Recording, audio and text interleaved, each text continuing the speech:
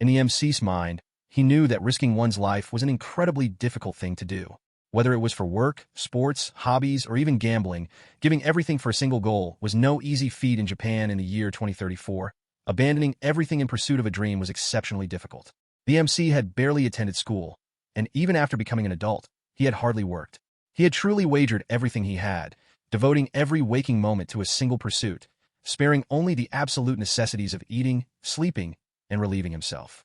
His sole objective was to stand at the very top, not merely to become number one, but to attain an absolutely flawless first-place ranking acknowledged by everyone across the world. He sought to become an existence revered almost like a god, the strongest ruler in history who had never once accepted defeat. That person was him. Without question, it was him. He was the world's undisputed number one player in the fully immersive Mobius Online, maintaining an overwhelming lead over everyone else. Yet today, every achievement he had earned, everything he had built throughout his life, vanished into history. A few days earlier, his main character, 7, had been hacked and completely deleted. It wasn't just the character itself. Every piece of offline data, including backups, had been erased as well. He wasn't the only victim. 3,000 players had suffered the same fate. 3,000 high-ranking players. According to what he had heard, the culprit was another top-ranked player who had committed the crime out of jealousy. However, there was no way someone could casually hack and erase the data of 3,000 players. Such an act required an abnormal level of determination. Later, the administrators of Mobius Online released an official announcement. They stated that restoring any of the deleted characters was impossible. As compensation, they could only offer special discounts and promotional benefits for creating new characters. The moment he finished reading the announcement, the MC ripped off his VR headset in fury and shouted a curse. No matter how many times players protested or stormed the company's headquarters demanding answers, the administrators repeated the same response. After venting his frustration, he collapsed onto his bed. He couldn't find the motivation to do anything. Nothing came to mind. Only endless sighs escaped his lips. He knew he would never reclaim his position as the world's number one. Eventually, he sat up. He told himself that he couldn't remain consumed by despair forever. Then a broad grin slowly spread across his face. If that was the case, then he would simply die. That was the conclusion he reached. However, when he opened his eyes once more, he found himself standing in an unfamiliar world. As he looked around, the scenery gradually became recognizable. It looked exactly like Mobius Online. He wondered when he had logged in. As he stood there in confusion, an angry girl called out to him, complaining that he was blocking the path in front of her shop. Turning toward her, he immediately recognized her. She was Ichii, the poster girl of Isekai. He had heard her voice countless times before, yet he had never heard her say anything like this. He wondered if some update had been released while he was away. Meanwhile, Ice's cheeks suddenly flushed bright red as she stared at his face. Stammering, she apologized and timidly asked whether he had come to visit her shop. He couldn't understand why her attitude had changed so suddenly. She had become strangely gentle. She was even blushing. Without thinking, he remarked that she was cute. At the same time, he thought it wouldn't be an exaggeration to call this a god-tier update. The moment she heard those words, Ice's face became even redder before she hurried back inside her shop. Watching from outside, the MC couldn't help but admire what had just happened. It was magnificent. Perhaps some kind of rapport system had been implemented while he had been away. Then he caught sight of his own reflection. He froze. This wasn't 7. It was Second. Second was an alternate character he had created at the same time as his main character, 7. Unlike his main account, it had never been trained. It was merely a storage character with 0 experience points. Now occupying Second's body, he let out a long sigh. It was hopeless. He couldn't bring himself to start Mobius Online all over again. He decided he would simply log out. Yet when he tried, nothing happened. He couldn't log out. In fact, he couldn't even open the settings menu. He wondered if the game had bugged out. Perhaps he should use the emergency stop function to return to reality. Then, little by little, realization dawned upon him. A faint smirk appeared on his lips.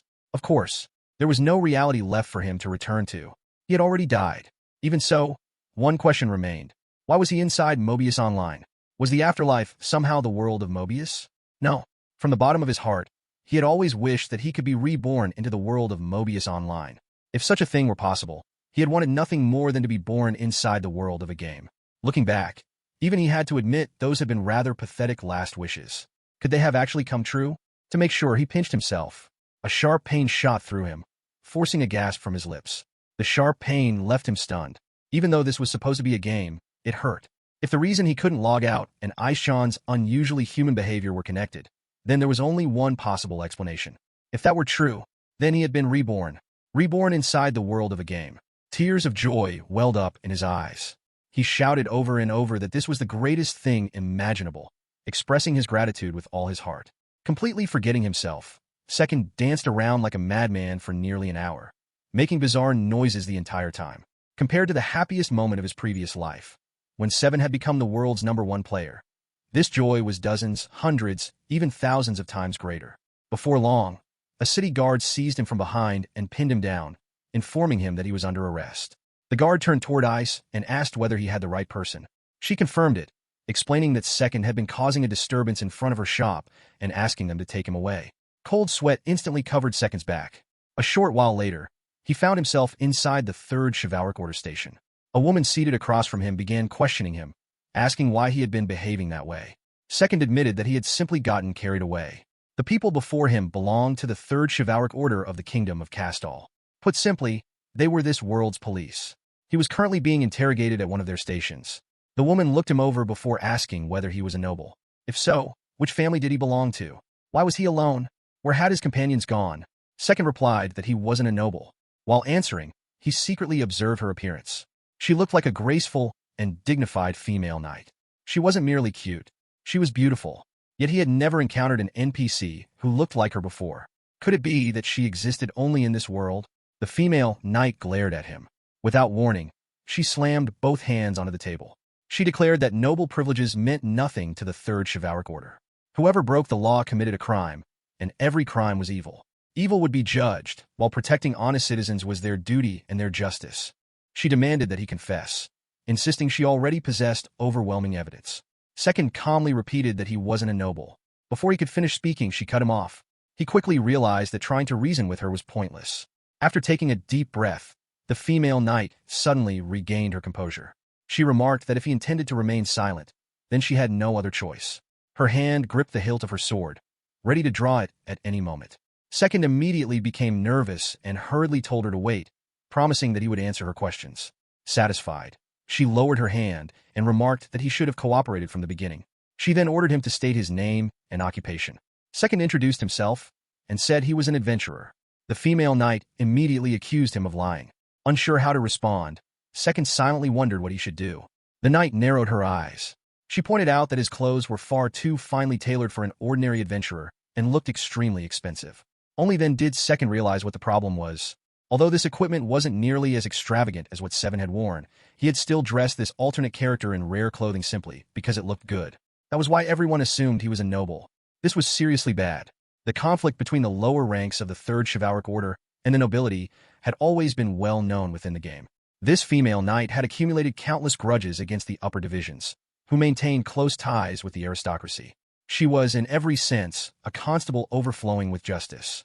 Judging by her behavior, her sense of justice exceeded that of most ordinary people. Second realized he had no way to prove his identity. He had no idea what to do. The female knight raised her voice once more, demanding that he reveal what he was plotting. Before she could continue, the door suddenly opened. A man stepped inside. Without hesitation, he lightly struck the top of her head with his fist while calling her name in exasperation. Turning toward Second, he apologized for his subordinate's rude behavior and explained that he would personally conduct the questioning instead. Second quietly nodded. The man politely apologized once again before explaining that they suspected Second of intentionally obstructing business. He then requested that Second briefly explain both his social status and his purpose. Second introduced himself once more, stating that he was 17 years old and worked as an adventurer. Inwardly, however, he reflected on the truth. His real name was Sada Shikaru. He had been 28 years old, single, unemployed. Since he had originally registered this character as 17 years old, he answered using that age instead. The man acknowledged the information before mentioning that several witnesses had reported seeing Second dancing wildly and making strange noises in front of a grocery store. He then asked why he had done it. Second apologized, explaining that he had absent-mindedly zoned out and gotten carried away. The man remarked that, in that case, Second admitted to the incident. He then asked what his intentions had been. Second answered that he had never intended to interfere with the store's business, and that he hadn't had any particular objective at all. Inside, he couldn't help feeling utterly pathetic. For the first time, he truly realized that he was living within a proper society now. The man let out a quiet sigh. He concluded that Second was claiming he had not intentionally obstructed the business. Second confirmed that was correct. Afterward, he paid compensation to Ice's grocery store and was released. Even so, he couldn't help wondering whether a society could really function like this. The compensation paid to Ice's store amounted to only 150,000 CL. That amount of money wasn't even enough to buy armor that reached the level of, "At least I won't look like a beginner wearing this." At the moment, Second possessed a little over 2 billion CL. Without wasting any time, he immediately changed into the rare, stylish clothes that had previously caused everyone to mistake him for a noble. He also purchased a decent set of full-body armor. Altogether, the equipment cost him 2,300,000 CL. Whether that amount was considered expensive or cheap in this world, however, he had no idea. The prices seemed completely different from those in the Mobius Online he remembered. That meant he needed to determine the value of this world's currency as quickly as possible. Just then, his stomach let out a loud growl. The timing was perfect. He decided to get something to eat. By checking the prices of meals and lodging, he could easily estimate the purchasing power of CL in this world. Before long, he spotted a nearby establishment. If he remembered correctly, the first floor also functioned as a tavern. Without hesitation, Second walked inside. A young receptionist stepped forward to welcome him. He immediately asked how much it cost to stay for one night. Instead of answering, the young woman simply stared at him in silence. After waiting for a moment, Second repeated his question. Only then did she suddenly come back to her senses, awkwardly apologizing before asking if he had meant a one-night stay. Deep down, Second couldn't help recalling the same strange reaction Ichii had shown earlier. This receptionist's behavior was suspiciously similar. Finally regaining her composure, she explained that one night's stay cost 7,000 CL, including both breakfast and dinner. Without meals, it would be 4,000 CL.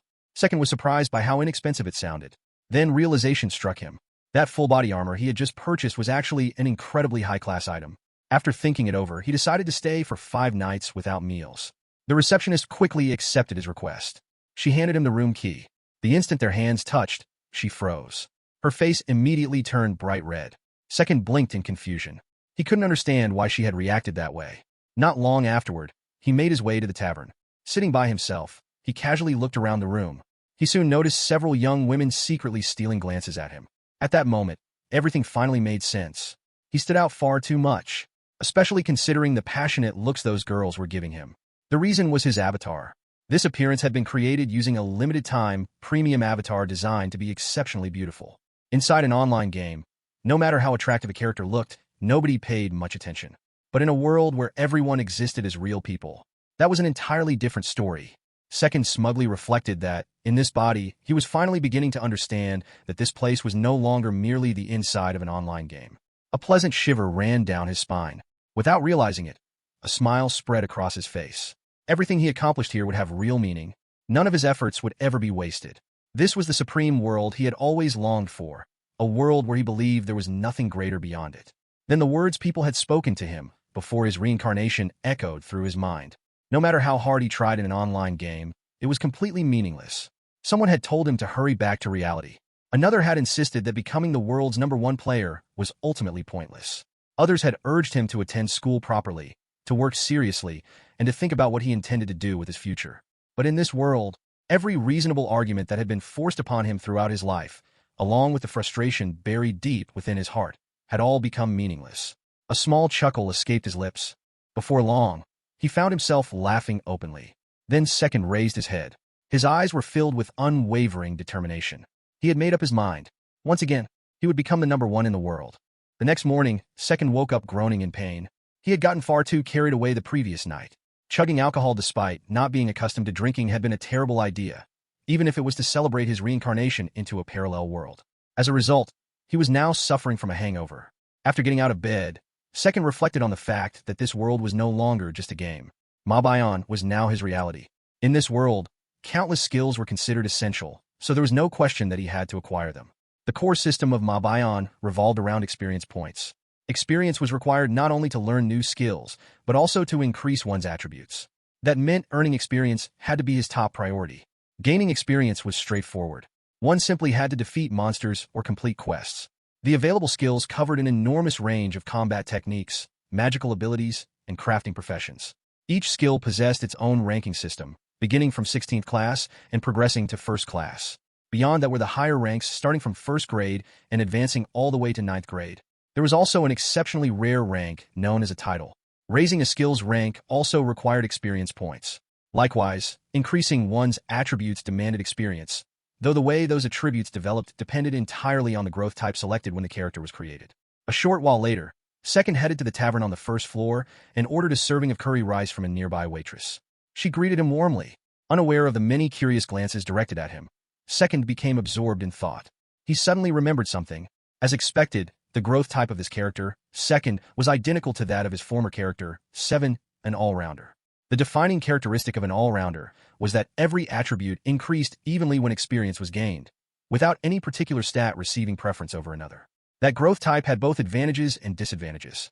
It was considered ideal for someone striving to become the strongest in the world, but at the same time, it embodied the phrase jack of all trades, master of none. The waitress soon returned with his meal and politely apologized for the wait. As he ate, Second continued organizing his thoughts.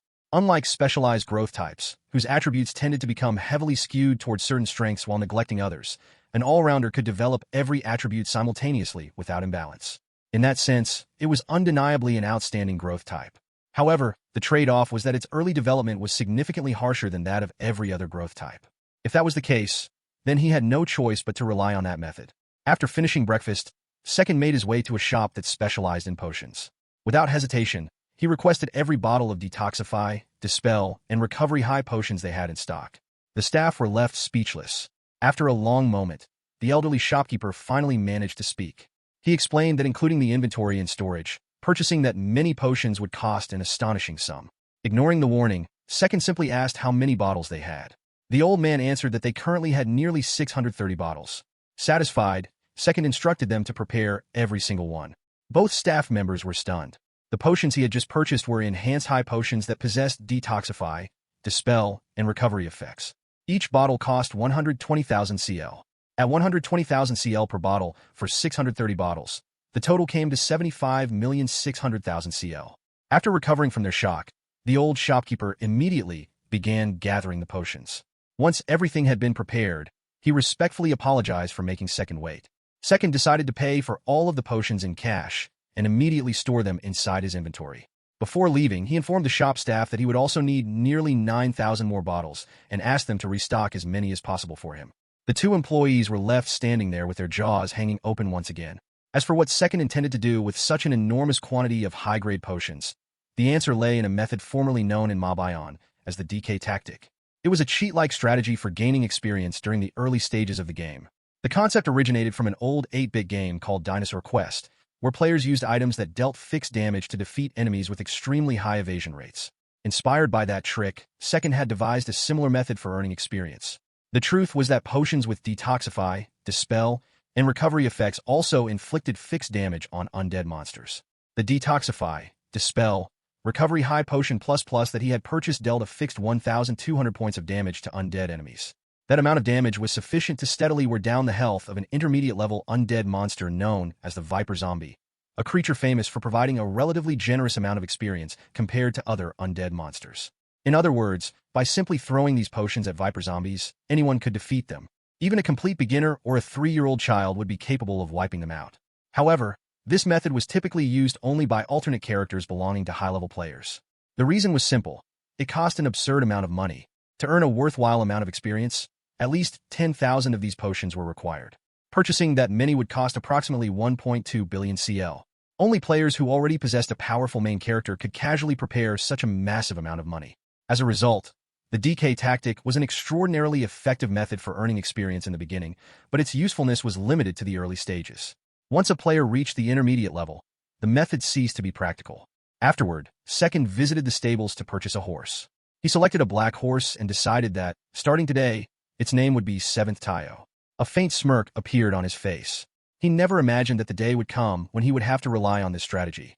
With his preparations complete, Second set off on his journey. Eventually, he arrived at a cave.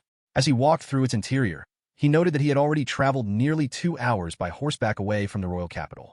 According to his memories, there was a famous hunting ground hidden inside a large cave located behind an old mine. Yet despite its reputation, there was not a single person in sight. Perhaps the DK tactic had not been discovered in this world yet. Or perhaps the potions were simply too expensive for most people to use in such a manner. There was also the possibility that there were not many beginners around to begin with. Whatever the reason, the absence of other people worked in his favor. With nobody else present, he could hunt as much as he pleased. After searching for several minutes, Second finally found what he was looking for. A Viper Zombie. The monster sensed his presence and slowly turned toward him. The sight immediately sent a shiver of disgust through Second. They were far more revolting in reality than they had ever appeared inside a game. Determined to finish the task as quickly as possible and return home, he quickly hid behind a nearby rock and carefully observed the creature. The moment he confirmed its position, he began throwing potions one after another. Each bottle shattered upon impact. Every viper zombie struck by the barrage was instantly defeated. A delighted smile spread across Second's face. For some reason, this felt strangely satisfying. After clearing one hunting ground, he moved to the next and repeated the process endlessly. By the time he returned to the first hunting area, the defeated viper zombies had already respawned, ready to be purged once more. Without stopping to rest even once, Second continued hurling potions at the undead monsters. Bottle after bottle shattered against their bodies. He kept going relentlessly until every one of the 630 bottles had been used up. The amount of experience he had earned was more than satisfactory. If he continued at this pace, it would not be long before Second acquired nearly all of the essential skills he needed. He would also be able to raise their ranks steadily. Having completely lost track of time, Second clicked his tongue. The sun had already set. Deciding it was time to head back, he mounted his horse and retraced the path to the royal capital. As soon as he arrived, he thought about treating himself to a good meal, getting drunk, soaking in a hot bath, and then going straight to sleep. Just then, a familiar woman called out to him. The instant he recognized her voice, Second had a bad feeling. If he remembered correctly, she was that beautiful yet unbelievably dense female knight named Sylvia. Climbing down from his horse, Second thanked her for what had happened the previous day. Sylvia responded in an unfriendly tone, recognizing him as the same troublesome Second she had met yesterday. She immediately questioned what he was doing wandering around so late at night. Seeing the suspicion in her eyes, Second realized he was being interrogated. He answered that he had spent the day at the mines. Sylvia looked at him skeptically. The mines? What had he gone there for? Second calmly explained that he had been earning experience inside the large cave located behind the mines. Her expression only became more doubtful. She told him that if he was going to lie, he should at least make it believable. According to her, claiming that he had deliberately entered such a dangerous place just to hunt monsters made no sense at all. Confused by her reaction, Second frowned. He asked what she meant and casually added that the viper zombies there were worth hunting because they provided excellent experience. Sylvia stared at him expressionlessly. In her mind, she concluded that he either completely lacked common sense or that something was seriously wrong with his head. Second could not help finding her incredibly irritating. Then something she had said suddenly caught his attention. She had referred to that place as dangerous. He asked if she would answer another question. Sylvia gave her permission. Second asked how many dungeons existed. He recalled that in Ma-Bayon, there were 21 dungeons in total. They were considered treasure troves, and players constantly worked together to conquer them, sharing information while searching for the safest and most efficient routes through each one. However, Sylvia looked puzzled by the question. According to her, there were only 19 dungeons. Second quietly confirmed his suspicion. He then asked how many of those dungeons were currently being explored. Sylvia answered without hesitation. Only 13. Hearing that answer, Second fell silent. After thanking her, he asked if he could be on his way. Sylvia simply told him to leave already. Without another word, Second continued toward his destination. By now, he had more or less understood the truth. In this world, death was absolute. When people died, they truly died. Unlike the game, there was no revival after failure. Because of that, very few people were willing to risk their lives simply to become stronger. To them, death meant the end of everything. A smile slowly spread across Second's face. He possessed knowledge that players in the game had only obtained after risking their lives thousands, perhaps even tens of thousands, of times. With all of that information already in his hands, Second could not help but smirk. He might reach the position of the strongest person in the world far sooner than he had originally expected.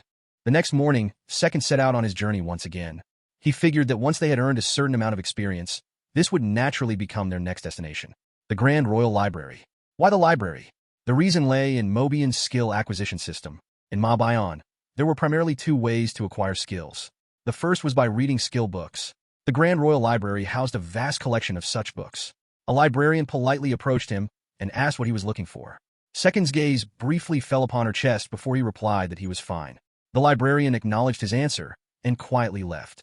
Second swept his gaze across the countless bookshelves. Although it was called reading, simply flipping through the pages was enough to fulfill the requirement. Well then, the book he needed should be somewhere around here.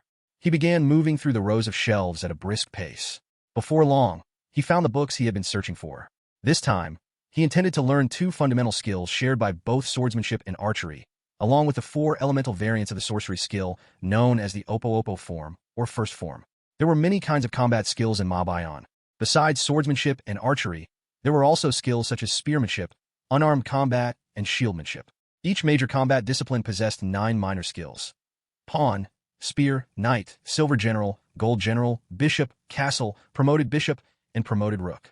For now, he planned to acquire only the fundamental pawn and spear skills for both swordsmanship and archery. As expected, he obtained all of them without any difficulty. Next came sorcery. Sorcery consisted of 4 elemental attributes: fire, water, wind, and earth. Each element contained 5 forms: Oppo form, Raptor form, Coral form, 4th form, and 5th form. The grimoires available in the Grand Royal Library were the same as they had been the last time he played Mob-Ion. Only the 4 elemental Oppo form grimoires could be found here. He assumed the remaining grimoires could only be obtained from the Royal School of Magic or by completing high-difficulty quests. While considering that possibility, he finished acquiring all 4 Oppo forms without any trouble. Having read every fundamental skill book he wanted, Second decided it was time to leave. On his way out, he witnessed the librarian stumble to the floor after accidentally bumping into a man. Second narrowed his eyes for a moment before dismissing the incident and continuing on his way. Even so, he couldn't help thinking that the library had yielded an abundant harvest. Now it was time to put his plans into action. The first step was to earn experience safely by relying on long-range attacks with archery. The second step was to establish a reliable close-range fighting style through swordsmanship, whose damage output was both effective and easy to utilize. The third step was to prepare powerful trump cards against stronger enemies by developing high-powered sorcery. As for the fourth step, conjuration, the limited-time avatar he had purchased when creating this alternate character, Second, came with a premium spirit ticket. Using it greatly increased the chances of summoning a rare spirit, so there was no reason to neglect improving his conjuration skills. However, conjuration had its limitations as a primary combat method, making it better suited as a supporting ability. It would be most efficient to begin training conjuration only after his archery, swordsmanship, and sorcery had reached a respectable level. Now that his course of action had been decided, he began allocating the experience points he had accumulated to increase the ranks of the skills he had just acquired. The weapon shop came to mind as he distributed his experience. For archery, he only invested enough points to make it viable in combat. For the Oppo forms of sorcery, he raised them to 5th class to shorten their casting times. As for pawn swordsmanship, he allocated just enough experience to provide himself with a measure of insurance whenever he was forced into close-quarters combat. That was enough to completely exhaust the experience points he had available. Well, this would have to do for now. These fundamental skills were sufficient for the time being. If he needed anything else later, he could simply return to the Grand Royal Library and acquire additional skill books. His next objective was to obtain the essential archery skills. The skills required for archery were not limited to pawn and spear. Nearly all of the remaining branches were indispensable, including knight, silver general, gold general, bishop, and castle. Each granted a unique technique. Knight archery unlocked precise shot. Silver general archery granted a powerful single-target attack. Gold general archery provided spread strike, along with a knockback effect. Bishop archery granted a powerful piercing attack. Castle archery offered an overwhelmingly powerful single-target strike. Among them, knight archery, gold general archery, and castle archery were especially indispensable. Simply learning these three would increase the number of tactical options available to him several-fold. Unlike the fundamental pawn and spear skills, however, these advanced skills could not be obtained simply by reading books. Second headed to the weapon shop and purchased a longbow. There was another method of acquiring skills in Mob-Ion. He needed to fulfill the conditions associated with skill quests.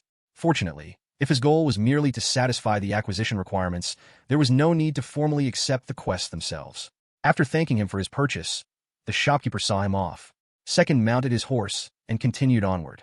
While riding, he killed a monster with a single arrow. A new skill was acquired, knight archery. He then proceeded to kill 20 more monsters in succession, defeating each with a single shot. Another skill was unlocked, silver general archery. Next, he defeated 10 monsters consecutively while keeping each target within a 3-meter radius. This earned him another skill, gold general archery. Bishop archery, however, was considerably more troublesome. It required fulfilling 2 separate conditions. The first was to kill 5 monsters simultaneously using spear archery. The second was to kill 2 monsters at the same time from a distance of at least 25 meters by combining spear archery with knight archery. With that, he finally acquired bishop archery. Now the last skill remained, castle archery. It was the most tedious skill to obtain, yet it also possessed the greatest single-target offensive power. Even at the 16th class, it could unleash attacks equal to 250% of its normal firepower. If raised all the way to the 9th grade, that multiplier soared to an astonishing 600%. It was an exceptionally practical skill, capable of producing overwhelming firepower with a single shot, making it one of the strongest techniques available in archery. Unfortunately, its acquisition requirements were equally infamous. Even if all the other troublesome skill requirements were combined, castle archery would still likely rank among the 10 worst. The first condition required killing 1,000 monsters using silver general archery. The second required landing 500 critical hits with silver general archery. Those two would naturally be completed over time, so they were not much of a concern. The real problem was the final condition. He had to defeat 3 monsters consecutively, each with a single shot from at least 5 meters away, by combining knight archery and silver general archery.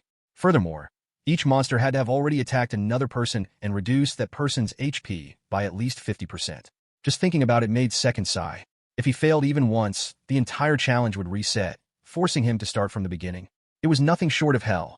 If Mob Ion were still an online game, he could simply ask other players to let their HP fall below 50% before finishing off the monsters himself. Completing the requirement would have been relatively simple. But this was no longer a game. Having half of one's HP depleted meant standing on the brink of death. There was no way anyone would willingly agree to such a request. He briefly wondered if he could somehow engineer such situations himself. Almost immediately, he dismissed the idea. No, that would be even more unreasonable. Even so, he desperately wanted castle archery. It was an indispensable skill for any archer. In the end, he reluctantly accepted reality.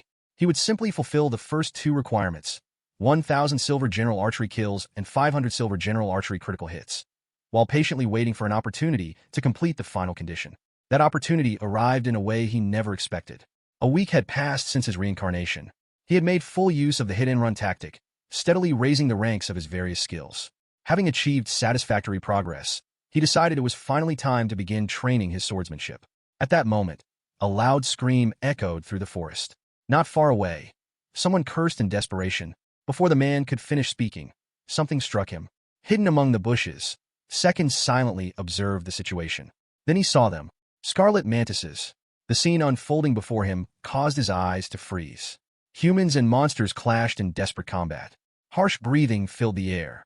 Weapons collided with deafening clangs. The scent of earth mixed with the smell of fresh blood. Cries of fear echoed throughout the forest. This was nothing like the Mob Ion he remembered. This was reality. From his hiding place, Second counted 5 people lying motionless on the ground. Another 5 remained standing, swords drawn as they desperately maintained a circular defensive formation. At this rate, they would all be overwhelmed and slaughtered. A faint smile crept across his face. 5 people. This might be enough to fulfill the conditions for castle archery. For a brief moment he hesitated.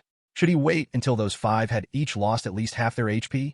Doing so would greatly increase the chances of completing the requirement. Then the thought hit him. Second clenched his teeth. He might be able to obtain castle archery this way, but this wasn't right. People were dying. These weren't players. They were real people, just like him. Each of them had already risked everything in pursuit of their own goals, only to have those dreams cut short. Now they were about to lose their lives as well. He couldn't simply stand by and watch. Such despair was unbearable. Without another moment's hesitation, Second stepped out from the bushes with his longbow in hand. He shouted for the warriors to get down. The warriors turned toward him in surprise. Realizing the urgency in his voice, they immediately warned the others and dropped to the ground. Without wasting a single moment, Second activated 5th grade spear archery. His arrow flew with flawless precision. It pierced through its targets in an instant. The scarlet mantises were slain immediately. The surviving warriors stood frozen in shock. The knights stood frozen in shock, and among them was Sylvia. Her eyes remained fixed on Second, unable to look away. She could not help but admire how fearlessly he had rushed into such a desperate situation. The image of him charging forward without hesitation stirred something deep within her. His fearless bearing reminded her of the world's strongest man. Her first impression of Second had been terrible. She had dismissed him as nothing more than a young noble who had grown up in comfort, sheltered from hardship, lacking common sense, and never considering the trouble he caused others. Yet that same man had defeated 6 scarlet mantises in less than 20 seconds. He had accomplished such an impossible feat with nothing more than an ordinary longbow and extraordinary archery. Sylvia could only wonder how much relentless training and experience he must have accumulated to reach such a level. She then turned those thoughts toward herself. Since childhood, she had devoted herself to becoming a knight, advancing with nothing but a single sword in her hands. Yet no matter how hard she tried, it had all been in vain. Her own family mocked her for lacking talent with the sword. Even after joining the 3rd Chivalric Order, she found herself assigned to the lowest-ranked division, a unit notorious for its incompetence and lax discipline. No one ever acknowledged her strength. To everyone around her, she was merely an idealistic young woman who constantly lectured others about justice. Worse still, she lacked the power to uphold the very justice she believed in. Whenever she exposed the crimes or corruption of nobles, her superiors always pressured her into abandoning the matter. Over time, she came to despise those rotten people in power with all her heart. Even now, despite the deaths of their own comrades, the upper ranks were more concerned with recruiting the very man who had saved them all. Sylvia silently clenched her fist. Was this truly what the chivalric order had become?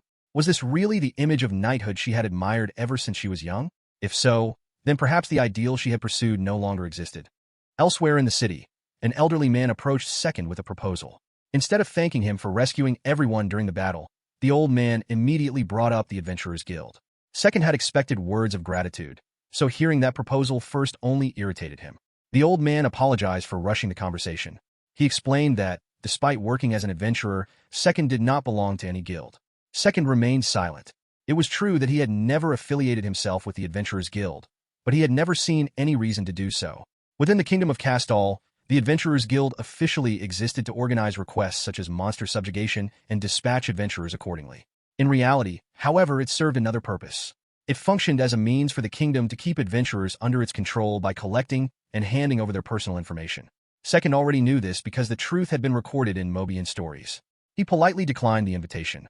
The old man appeared slightly surprised, believing it was a favorable offer. Second explained that money was not a concern for him, nor did he wish to bind himself to any organization. The old man accepted the explanation, though he still seemed reluctant to give up. He remarked that neither the Adventurers Guild nor the Chivalric Order would willingly allow someone as exceptional as Second to remain an unaffiliated adventurer.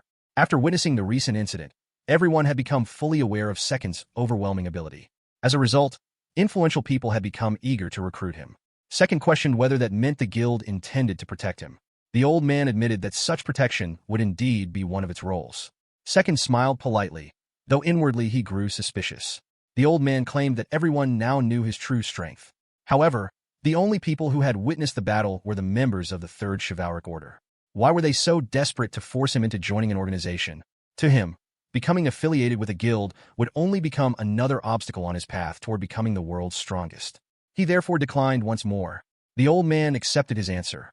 Instead, he proposed assigning Sylvia to accompany him. With a member of the Third Chivalric Order constantly at his side, they would at least be able to monitor his activities. The moment Second heard Sylvia's name, he instinctively tensed. The old man continued, explaining that he could not think of any better way to persuade a noble like Second. Sylvia had become well known throughout the royal capital as a knight who showed no favoritism toward nobles. She would undoubtedly keep a close eye on him. Second frowned. The old man's insistence on assigning Sylvia seemed suspicious. Still, he did not yet know their true objective. Sylvia was famous for opposing corrupt nobles, while the upper ranks of the chivalric order maintained close ties with those very nobles. In other words, Sylvia had become a nuisance to the leadership. Perhaps this assignment was actually intended as a demotion. If that was the case, then it was actually an excellent opportunity for him. He had the chance to gain a capable and attractive female knight as a companion without spending anything. Second asked how long Sylvia would remain with him. The old man replied that they should discuss the matter with her directly. At that moment, Sylvia arrived wearing ordinary casual clothing. Second could not take his eyes off her. The old man informed her that she would now be responsible for serving as Second's escort. As for the duration of the assignment, the chivalric order would take both her opinion and Second's wishes into consideration. Sylvia looked genuinely surprised. Second quietly concluded that such a reaction was only natural. To anyone in her position, this assignment was effectively a demotion. Furthermore, despite claiming that her opinion would be respected, it was obvious that the old man alone possessed the authority to determine the length of her assignment. Everything pointed to the chivalric order viewing her as an unwanted burden. The old man asked whether she had any particular preference regarding the length of her assignment. Having little choice, Sylvia simply accepted. Her hand tightened into a fist against her chest. At that same moment, Second found himself staring at her once again. When he came back to his senses, he noticed the old man watching him with a knowing expression. Clearing his throat, Second proposed a term of 2 years. Privately, he calculated that 2 years would be more than enough time for him to continue pursuing the title of the world's strongest. The old man accepted immediately. Thus, the female knight Sylvia officially became Second's escort. Afterward, the old man spoke privately with Sylvia. However, Sylvia barely listened. Her thoughts remained occupied by the belief that this assignment was nothing more than a demotion, that the chivalric order was simply casting aside someone they considered dead weight. Sylvia was the second daughter of the prestigious Virginia Knight family. For those born into the Virginia household, becoming a distinguished knight and earning glory on the battlefield was considered both an honor and a duty. Yet all of her efforts had amounted to nothing. She possessed no talent for swordsmanship. Her older brother, older sister, and even her parents all regarded her as a failure. Even after finally achieving her dream of becoming a knight, nothing had truly changed. At that moment, Second interrupted her train of thought by suggesting that they make a deal. Second assumed that the old man had probably instructed Sylvia to persuade or even seduce him into joining the chivalric order. Sylvia was startled by his sudden proposal. She could not understand why Second had brought up such a topic so unexpectedly. With everything that had happened that day, she assumed he must simply have had too many shocking experiences. In the end, she decided that she would at least hear what he had to say. She had no idea that this conversation would completely change the course of her life. Second began by saying that he believed Sylvia truly wished to serve proudly as a knight. Because of that, he wanted to help her. The moment he addressed her by name so naturally, Sylvia's heart skipped a beat. Second possessed an exceptionally handsome appearance. Until now, Sylvia had never allowed herself to think about romance, having devoted all of her time and effort to mastering the sword. Yet, as she sat there drinking mead with him, unfamiliar emotions quietly began to surface within her. Second continued by telling her that if she truly despised her current circumstances, then she should resolve to leave the Third Chivalric Order once and for all and accompany him instead. The moment she heard those words, Sylvia's face turned bright red. She was so flustered that she could barely speak. Seeing her panic, Second immediately hurried to clarify himself, insisting that he was merely proposing a deal. Still blushing intensely, Sylvia forced herself to calm down, reminding herself that it was nothing more than a negotiation and not a confession of love. To steady herself, she emptied her drink in a single gulp. Once she appeared calmer, Second continued. He said that he assumed Sylvia could no longer tolerate submitting to corrupt authority. If that was the case, then all she needed was enough strength to oppose them, and he possessed the means to help her obtain that strength. Sylvia's expression became serious. She quietly admitted that she had trained with the sword continuously since the age of 4. For 13 long years, however, she had never once been able to carry out the justice she had dreamed of protecting. Silence settled between them. After scratching his head awkwardly, Second apologized before speaking honestly. If she truly lacked talent with the sword, then perhaps she should simply try another weapon. A spear, a bow, anything else. Sylvia's eyes widened with anger. Unable to contain herself, she grabbed him by the collar. How could he possibly understand everything she had struggled through until now? She clenched her teeth tightly. Then, after a moment, reality caught up with her. Her grip loosened, and she quietly released him. Slowly, she admitted that Second was right. She had become stubborn. Even though countless people had told her she lacked talent with the sword, she had stubbornly continued training. To her, knights were figures who wore shining armor, wielded swords, rode horses, and gallantly rushed in whenever people were in danger. That had always been the knight she wanted to become. A famous knight, a champion of justice who would never bow before evil. Tears gradually gathered in her eyes. She could only whisper to herself how pitiful she truly was. Second frankly told her to stop forcing herself to cling to such a narrow image of knighthood. Any weapon could serve the same purpose. What truly mattered was becoming someone who rushed fearlessly into danger to protect others. That alone was enough. Sylvia fell silent. He was right. There was no reason to become obsessed with appearances or traditions. The words about rushing fearlessly into danger suddenly reminded her of Second himself. The image of him charging into battle to rescue everyone resurfaced vividly in her mind. Her eyes widened as she looked at him with renewed admiration. After remaining silent for a while, Sylvia finally reached a decision. She told Second that she would accompany him. A satisfied smile spread across Second's face. Sylvia found herself staring at him again before suddenly realizing it, causing her cheeks to turn red once more as she hurriedly looked away. Second then announced that, if they were to travel together, he wished to share his dream with her. With tremendous enthusiasm, he declared that no matter what happened, he would become the world's #1. To Sylvia, it sounded like an enormous dream, one so unrealistic that many people would probably laugh at it. Yet as he spoke, his smile resembled that of an innocent young boy. His eyes sparkled with genuine determination. Watching him, Sylvia found herself wanting to accompany him and lend him her support. She was certain that if she did, many interesting things would happen. For the first time in her life, she experienced such a refreshing night. Her future, which had once seemed so bleak, suddenly appeared much brighter. Later that night, after their discussion ended, they each returned to their own rooms. As soon as Second sat down on his bed, the smile on his face slowly widened before finally turning in a loud laughter that echoed outside his room. Everything had gone even better than he had expected. He had taken advantage of a heartbroken girl's vulnerable state, gotten her slightly drunk, and won her over through what he freely admitted to himself was an incredibly underhanded method. Even so, he believed the outcome would ultimately benefit her as well. He suspected that Sylvia's true talent lay in either archery or magic. After all, despite spending 13 years practicing swordsmanship, she remained hopelessly untalented with the blade. That could only mean her natural growth aptitude was probably dexterity-oriented or intelligence-oriented. There was also the possibility that she possessed talents better suited for crafting or production professions. Regardless, obtaining such a companion was enormously valuable. Having an ally would dramatically improve his safety during battles. Convincing Sylvia to leave the troublesome chivalric order and join him had been another major success. It truly felt as though he had killed 2 birds with 1 stone. No, 3 birds. Actually 4. Thinking back on the battle with the Scarlet Manises, he realized they had never been particularly dangerous monsters in the first place. Considering his current abilities, defeating them had practically been expected. That meant today's battle had been the perfect opportunity. Not only had he gained a trustworthy companion, but he had also learned the castle archery skill he had desired for so long. The more he thought about everything that had happened, the wider his smile became. Starting tomorrow, life was going to become much more exciting. His first priority would be training Sylvia and helping her acquire the proper skills she truly needed. After that, he intended to explore dungeons to earn experience points. Searching for rare item drops also sounded worthwhile. The thought of everything waiting for him made another burst of laughter escape his lips. Outside his room, the receptionist could only wonder why he had suddenly started laughing so loudly once again. With a puzzled expression, Sylvia asked about magic archery. Second replied that it was exactly that. He believed that becoming a magic archer, a class specializing in both sorcery and archery, would suit her perfectly. Sylvia's DX was 121, her INT was 103, while all of her other attributes were only in the double digits. She was clearly a DX-oriented type, and her unusually high INT indicated that she was naturally suited to becoming a magic archer. Sylvia admitted that she had never even heard of magic archery before.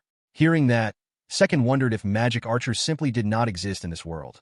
He could have sworn it had been a fairly popular class in Mob-Ion. That was a problem. Second asked whether she knew of any skills that combined sorcery and archery. Sylvia shook her head. Second dismissed the matter, saying that such a class definitely existed somewhere, and that was what she would be aiming for. Still looking confused, Sylvia reluctantly agreed. Second instructed her to first acquire the fundamental archery skills from the library.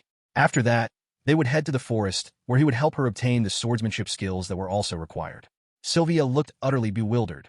Second couldn't help thinking that it somehow felt like he was teaching a complete beginner the fundamentals of Mob-Ion all over again. He simply told her to follow him. Sylvia kept her eyes fixed on him. Noticing her gaze, Second looked back questioningly. Sylvia smiled and nodded in agreement. For a brief moment, Second was caught off guard by her sweet smile. Later in the forest, Sylvia was completely stunned. How could he possibly know such things? Second calmly asked why she seemed so upset. Sylvia insisted that she was not angry at all. She was simply dumbfounded. Methods for acquiring skills like bishop archery and castle archery were among the most closely guarded secrets imaginable. Such knowledge had been passed down among noble families for generations and was never meant to be shared. After hearing that, Second finally understood. So that was why the average levels in this world were so low. He muttered to himself that nobles really did enjoy their exclusive privileges. Sylvia warned him that if the nobles ever found out he was revealing secrets like these, he would be tortured to death. Second simply asked her to keep the information to herself. Sylvia pointed out that if she started using such advanced archery techniques, everyone would immediately realize something was strange. What an idiot. Second calmly replied that, in that case, she simply shouldn't use them in public. Sylvia paused. That was actually true.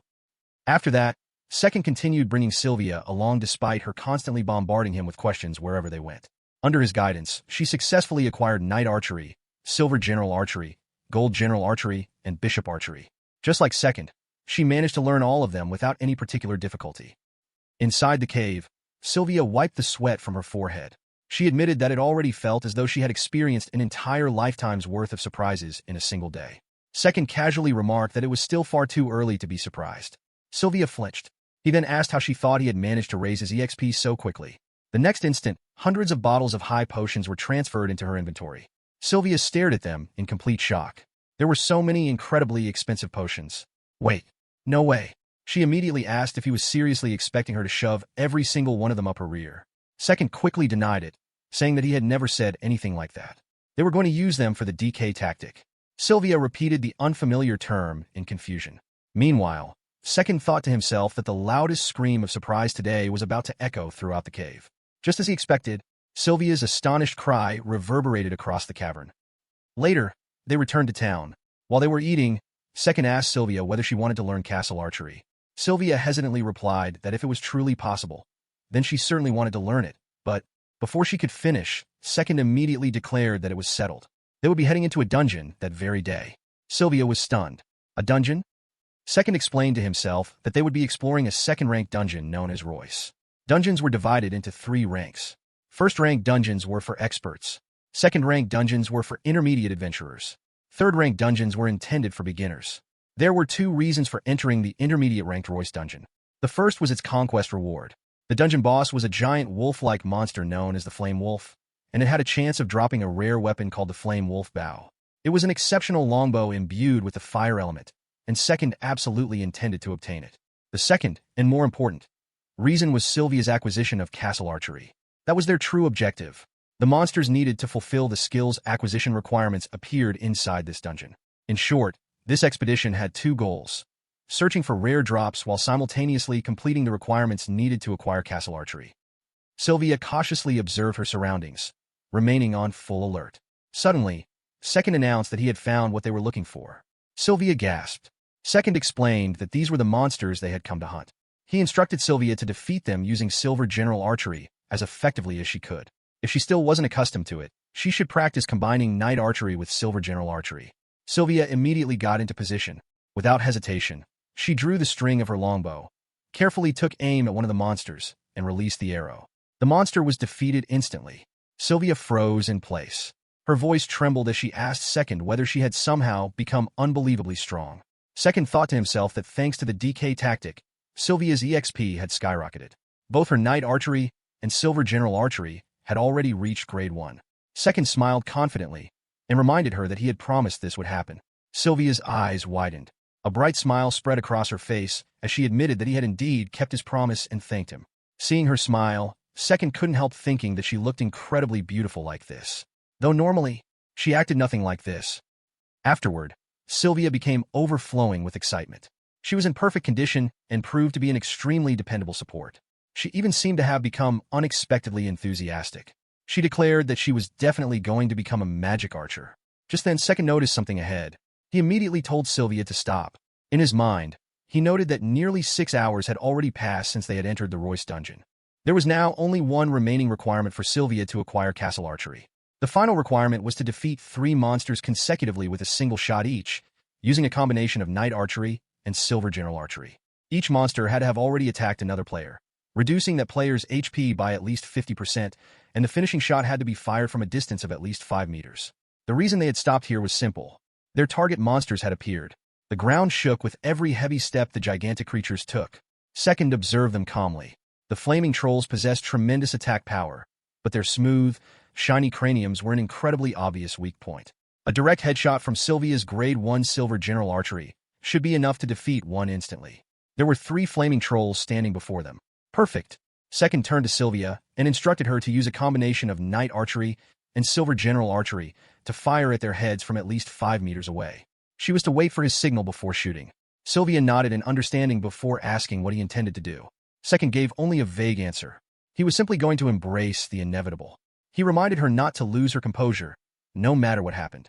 Sylvia immediately nodded once more. Second checked his status. His HP was completely full. Judging by the numbers, his VIT should allow him to survive 3 critical hits from the flaming trolls. Cold sweat trickled down his face as he desperately reassured himself. It was fine. Everything would be fine. No, it wasn't fine at all. This was terrifying, but this step was absolutely necessary for Sylvia to obtain castle archery. He had to steel himself. The next instant, a tremendous blow smashed into his face. His body was hurled through the air. Witnessing the impact, Sylvia cried out his name. Second crashed onto the ground. He coughed up blood. What kind of attack was that? He quickly checked his status.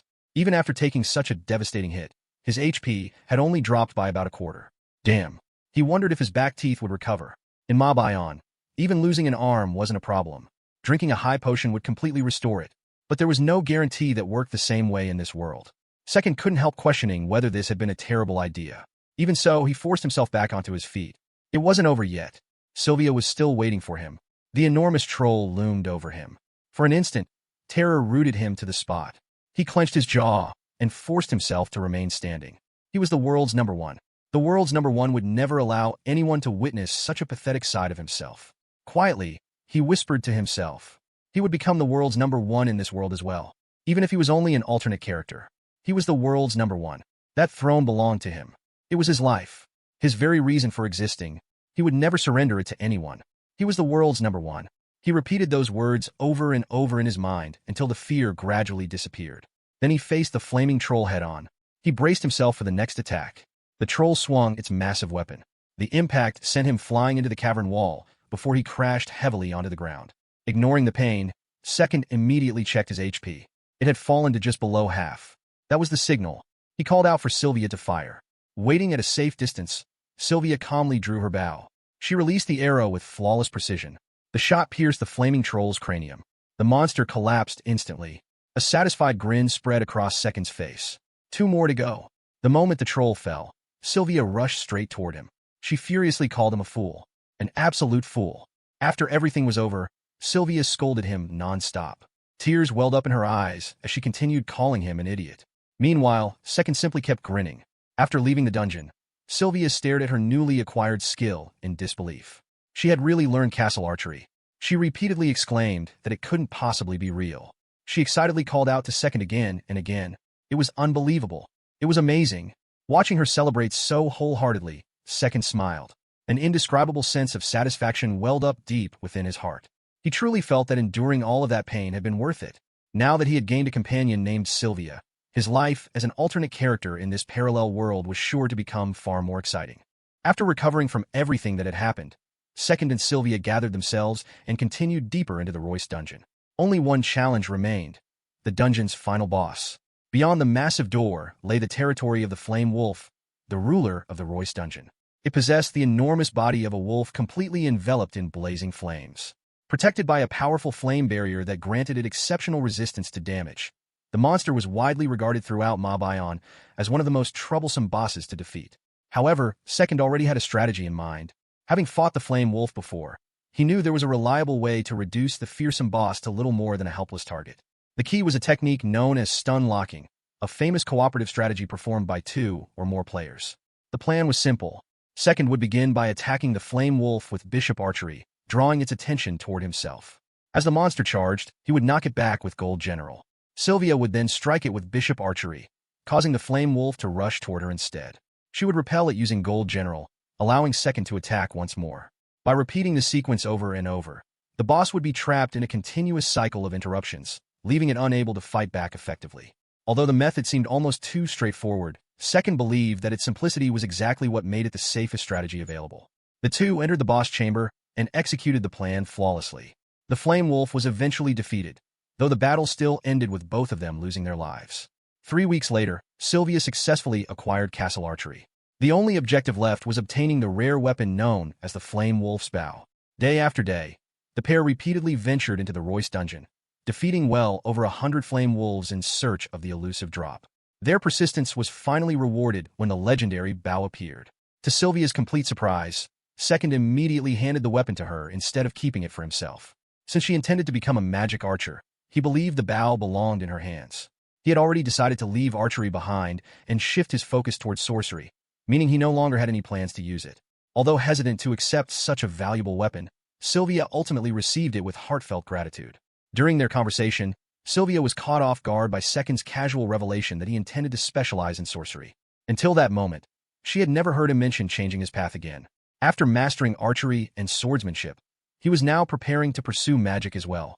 To her, his dream of becoming the strongest person in the world no longer seemed impossible, even if Second himself believed he still had a long journey ahead. With his decision made, Second turned the conversation toward his next objective. To learn advanced sorcery, he needed access to the Royal Academy of Magic. While the basic grimoire for the Oppo form could be found in ordinary libraries, the grimoires for the Raptor form and Coral form were kept almost exclusively within magical academies. Time was the greatest obstacle. Although he could enroll through the proper channels, There was no telling how long the admission process would take. Entering the academy as a student would eventually solve the problem, but waiting for enrollment would only delay his progress. If possible, he wanted to use someone's influence to obtain temporary permission to enter the academy and study its collection of grimoires immediately. Since Sylvia was the second daughter of the Virginia Knight family, Second wondered whether she could rely on her family's connections. Unfortunately, that possibility was quickly dismissed. Having been abandoned by her father because she lacked talent with the sword, Sylvia believed he would never grant a request made by someone he considered a disappointment. Even if she demonstrated her abilities as an archer now, she doubted it would change his opinion. Her father had earned his knighthood through his own swordsmanship, and he would likely view her decision to abandon the sword in favor of the bow as nothing more than running away from the path he valued. Listening to her explanation, Second realized that Sylvia's fear of confronting her father ran much deeper than he had expected. Since a direct approach seemed hopeless, he decided there was only one option left. He would deceive Sylvia's father. Although Sylvia immediately sensed that his brilliant idea would lead to trouble, Second confidently declared that they would put his deception strategy into action the very next day. The following day, events unfolded in a way that even Second had never anticipated. The moment they arrived, Sylvia's father, Noir, knelt before him with the utmost respect. Second could only stare in disbelief. His original plan had been incredibly simple. He intended to wear an expensive set of rare clothing, pretend to be a foreign noble, and persuade Noir into writing letters of recommendation that would grant them access to the Royal Academy of Magic. Instead, the deception had become far more successful than intended. Somehow, Noir had become completely convinced that Second was not merely a nobleman, but actual foreign royalty. Second could no longer understand how such an enormous misunderstanding had come into existence. For a brief moment, he even considered revealing the truth. However, after seeing how far things had already gone, he realized there was no turning back. Choosing to continue the act, he calmly explained that he had concealed his true identity because of certain circumstances. Noir accepted the explanation without the slightest hint of doubt and vowed never to reveal the secret to anyone. Seeing everything proceed even better than expected, Second silently admitted that his reckless gamble had somehow succeeded. With the deception firmly established, he finally prepared to present the two requests that had brought him there in the first place.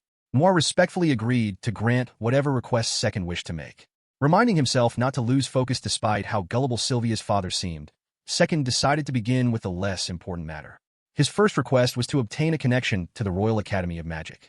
Noir immediately replied that he could write a referral letter for Second to transfer into the academy as a first-year student. However, that was not what Second wanted. A formal transfer would take too long, and his only goal was to enter the academy briefly to read through its collection of grimoires. He therefore asked whether there was a way to arrange a much shorter stay. Noir suggested applying as a short-term exchange student instead. Second found the proposal ideal and considered how long the exchange should last. While he preferred to keep it as short as possible, he worried that 2 or 3 days would not be enough to locate the grimoires he needed. After giving it some thought, he settled on a 2-week stay and asked Noir to prepare the referral letter accordingly. With the first request settled, Second moved on to the more important matter. He explained that he had taken a liking to Sylvia because she possessed remarkable talent in both archery and sorcery, and he requested permission for her to accompany him on his journey. As Noir stared at him with great intensity, Second briefly worried that referring to himself as this lord might have sounded unnatural and feared he had overplayed his role. To his surprise, Noir instead became even more respectful, practically begging him to accept his daughter despite her shortcomings and giving him complete freedom to employ her however he wished.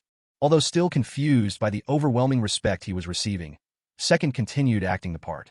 He acknowledged that Sylvia lacked talent with the sword, but declared that her gifts in archery and sorcery would one day become renowned throughout the world. He further explained that she had already been borrowed from the Third Chivalric Order under a 2-year contract, and that once the contract expired, he intended to formally request that she remain by his side permanently. At that time, he hoped to receive Noir's full support. Noir readily agreed, stating that all he wished for was Sylvia's success. He vowed to remain at home and patiently await the day when news of her accomplishments would reach him. Meanwhile, Sylvia stood nearby with her face burning bright red from embarrassment. Secretly glancing at her, Second admitted to himself that he had not fully understood everything Noir had been saying, but judging from his reaction, he assumed everything had gone according to plan. Maintaining his noble persona until the very end, he praised the Virginia family spirit and declared that he would never forget them. Once they had finally left the estate, Sylvia immediately exploded with embarrassment and frustration, overwhelmed by everything that had just happened. Meanwhile, Second quietly reflected that although they had successfully secured access to the Royal Academy of Magic, the entire situation had escalated far beyond what he had expected. The deception had become much more serious than he originally intended, leaving him with the unsettling realization that deceiving people was not something anyone should take lightly. He reflected on his actions, if only a little. A week passed after the success of the deception. During that time, Second and Sylvia sold flame wolf pelts, gained experience points, and enjoyed a remarkably comfortable lifestyle. Most of their experience came from hunting slime-type monsters. Deep within the slime forest, located along the road leading from the royal capital to the mines, rare slimes with exceptionally high experience rewards occasionally appeared. Their greatest reward from these expeditions was an incredibly rare drop obtained from a holy slime, the recovery sorcery wand med. With a drop rate of only 0.05%, it was considered an ultra-rare item.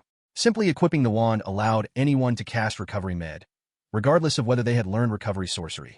The item became even more extraordinary when used by characters with the healer growth type.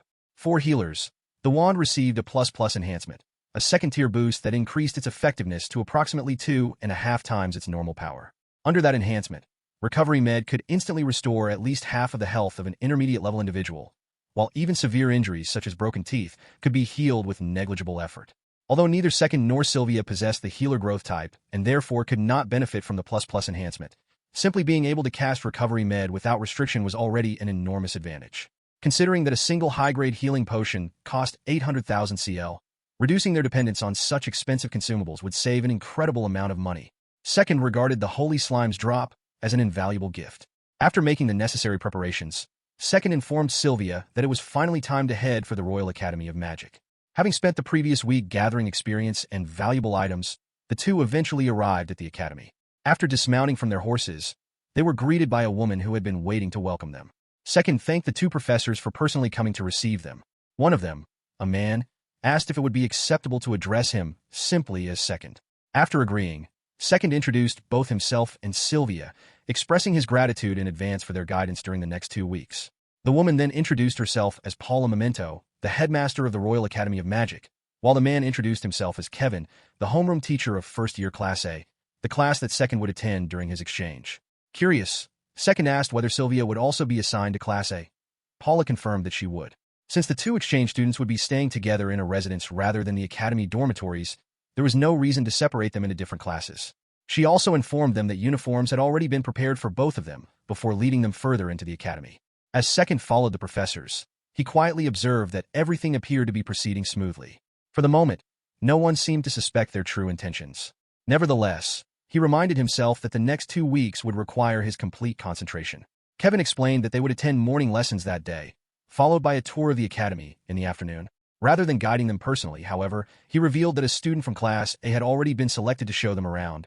Since the afternoons were generally reserved for self-study and outstanding students usually had enough free time to assist with such duties. Second thanked Kevin for the arrangement. In the back of his mind, however, he had already decided that once the afternoon tour began, he would gather as much information as possible from his guide, though his real objective was simply to learn the whereabouts of the grimoires. Professor Kevin then announced that they had arrived at Class A. Entering the classroom first, he greeted the students and reminded them that, as previously announced, 2 exchange students would be joining their class for the next 2 weeks. He then invited Second and Sylvia inside. The moment they entered, every student's attention turned toward them. Second introduced himself, explaining that he had come from the island nation of Zipong to experience the academy and expressing his hope that everyone would get along with him. The girls immediately reacted to his appearance, unable to hide their admiration as his smile captivated the entire classroom. Sylvia then introduced herself as Sylvia Virginia and shyly expressed her hope of getting along with everyone as well. After their introductions, Kevin directed the two of them to their seats. While the girls continued stealing glances at Second, the boys found themselves equally captivated by Sylvia's striking beauty. Since it was a special occasion, Kevin decided to spend the lesson reviewing the fundamentals once again. Meanwhile, Second's thoughts remained fixed on his real objective. He wondered whether 2 weeks would truly be enough time to learn the sorceries he needed. Once the lesson ended, he intended to begin gathering information immediately. As soon as class was dismissed, Second approached Professor Kevin and politely requested to meet the student who would be showing him around the academy that afternoon. He also mentioned wanting to share a meal together and become better acquainted with the guide. Kevin gladly agreed before calling over a student named Maine. After the boy arrived, Kevin explained that although the schedule had been moved forward slightly, he would like Maine to show Second around the academy, including the cafeteria. Maine readily accepted the request. Second then asked whether he could also ask questions about sorcery during the tour. Rather than forcing information out of someone later, he preferred to ask permission in advance. Kevin assured him there would be no problem, explaining that Maine was the representative of the first-year students. Hearing that, Second silently smiled to himself. If Main truly served as the class representative, then he would likely possess exactly the information Second needed. The opportunity could hardly have been better. The two greeted each other, agreeing to get along during the tour. Seeing that Main showed no sign of being cautious around him, Second became even more confident that he could naturally steer the conversation toward the grimoires. Before leaving, he informed Sylvia, who had become surrounded by curious classmates, that they were heading to the cafeteria. After excusing herself from the group, Sylvia hurried over and apologized for making him wait. However, the instant she noticed Main standing beside Second, she froze in shock. Her reaction immediately revealed that Main held a far higher status than Second had realized. Main calmly explained that everyone's status was equal within the academy and requested that he simply be treated like any other student. Embarrassed, Sylvia quickly corrected herself and addressed him more appropriately. Only then did Second realize that Main was actually a prince. The revelation caught him completely off guard. He had imagined that royalty would behave arrogantly, demanding respect and obedience. Yet Main displayed the exact opposite attitude, politely insisting on being treated as an equal. Deciding to follow his wishes, Second accepted the situation without further thought. Without warning, Main grabbed Second's hand and led him toward the cafeteria. Looking down at their joined hands, Second found the situation increasingly strange. Main had shown almost no reaction toward the beautiful Sylvia, yet he seemed remarkably assertive toward him instead. An uncomfortable suspicion slowly formed in Second's mind. The thought bothered him enough that he decided the only way to settle the matter was to ask directly. Never had he imagined that the day would come when a prince would make him feel so uneasy. Gathering his courage, Second suddenly stopped walking and bluntly questioned whether Main preferred men. The unexpected question left Main completely stunned. He immediately denied the accusation, insisting that Second had misunderstood everything and that he was completely straight. Accepting the answer without pressing the issue further, Second calmly let the matter drop. At that moment, a small girl accidentally bumped into him while passing by. Looking down, he found no one standing there. He glanced around in confusion, wondering whether he had only imagined the collision. Meanwhile, the tiny girl quietly continued on her way, secretly admiring how unbelievably handsome he was.